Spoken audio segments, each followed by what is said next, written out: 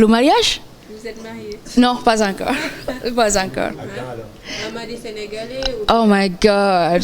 Ah. Vous voulez un mari sénégalais, non? Peut-être, on ne sait jamais. On ne sait jamais, je dis jamais. Pour le moment, il n'y a pas de bague. Hein.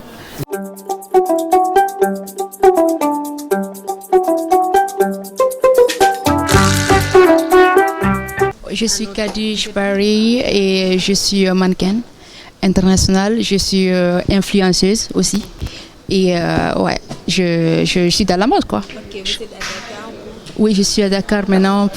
J'étais venue en fait pour les vacances un peu. Mais là, ça a tourné au business. Donc, je travaille un peu et je suis en vacances. Alors, donc, on vous a vu dernièrement à la soirée de Wally Seck. Oui. Vous avez des liens avec lui ou bien... Pas, je pense que je ne me prononce pas sur ça, si j'ai des liens avec lui ou pas, mais quand même, c'est un mec très sympa. Et j'avais passé une très belle soirée là-bas au Vogue. Ok. Comment ça évolue, le mannequinat à l'extérieur? Le mannequinat, c'est très difficile, au fait. C'est très difficile, le domaine, il est très difficile, mais il faut se battre, il faut croire en soi. Il faut se dire que si je veux atteindre cet objectif, c'est pas facile, comme dans tous les domaines où on veut réussir. C'est jamais facile pour personne, mais il faut se battre, il faut croire en soi, il faut pousser jusqu'au bout, et il faut être là où on veut être. C'est tout ce qu'on peut faire. Je suis guinéenne et sénégalaise et suédoise, mais originellement africaine. D'accord. Et vous avez défilé combien de podiums, les grands podiums? Oh, c'est combien? Pour combien de marques? Les plus grands podiums. Les plus grands, j'ai défilé pour Ida Sjöstedt, elle design pour notre famille royale en Suède. Et Jean-Paul Benillier, et il est designer français. J'ai défilé pour Meshi, c'est une marque australienne. Et j'étais même en Australie pendant juin d'arriver. Donc j'ai pas mal de marques, Fashion Nova, ça c'est pas pour le défilé, c'est plus top modèle et tout, mais pour le défilé c'est plus de Paris Fashion Week, à Londres et ouais, à Stockholm.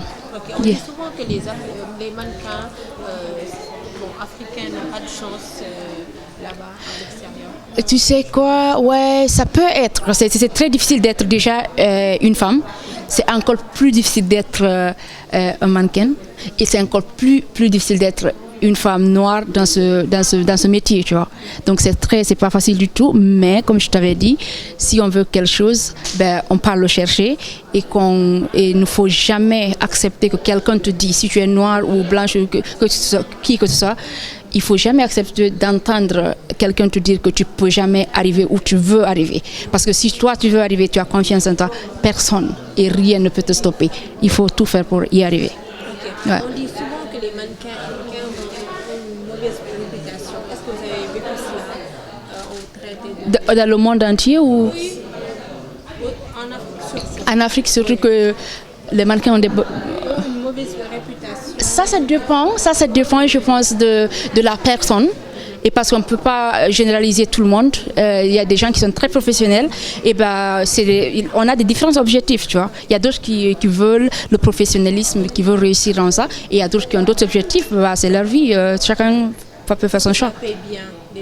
Ça paye bien, là où ça dépend. En fait, tu ne viens pas seulement dans le domaine et que tu as tout d'un seul coup. Il faut se battre, il faut vraiment construire depuis le début. Après, dès que tu commences à travailler avec des grands designers et les autres, tu vois, et du coup, tu as du boulot, tu vois, et ça paye bien. Parce que moi, je gagne bien ma vie. Alors là, je me prononce pas sur ça. Je sais pas si j'ai le droit, mais quand même, je gagne bien ma vie et je remercie le bon Dieu et je suis vraiment très reconnaissante. Mais encore, je me remercie même moi-même et je remercie Dieu parce que je me suis battue pour être là où je suis.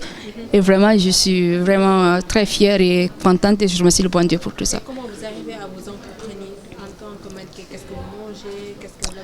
Voilà, et j'adore la nourriture, j'aime bouffer, je bouffe tout le temps, mais il faut quand même, ne faut pas quand même oublier de s'entretenir, de faire le sport, parce que moi je conseille le sport, c'est très important, même si j'aime pas m'entraîner, mais il faut le faire pour s'entretenir le corps Et voilà quoi, et c'est non seulement pour son physique, mais pour la santé aussi. C'est très important pour la santé de s'entraîner, de faire attention à ce qu'on mange, pas trop manger de sucre, des trucs sucrés.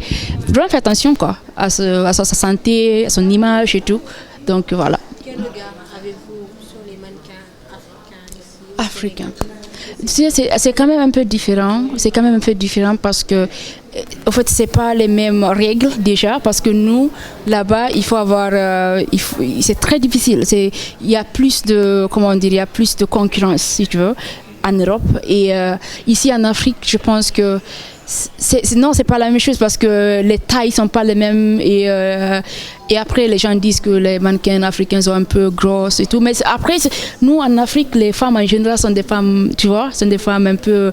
Donc si les femmes mannequins qu'on appelle mannequins ici représentent en Afrique, donc c'est normal qu'elles soient comme ça aussi parce que elles représentent les femmes. Elles portent des habits que les autres femmes africaines vont voir. Du coup, c'est normal d'être comme ça. Mais à l'international, ça va être difficile pour eux de réussir, d'évoluer là-bas parce que c'est d'autres règles, c'est totalement différent.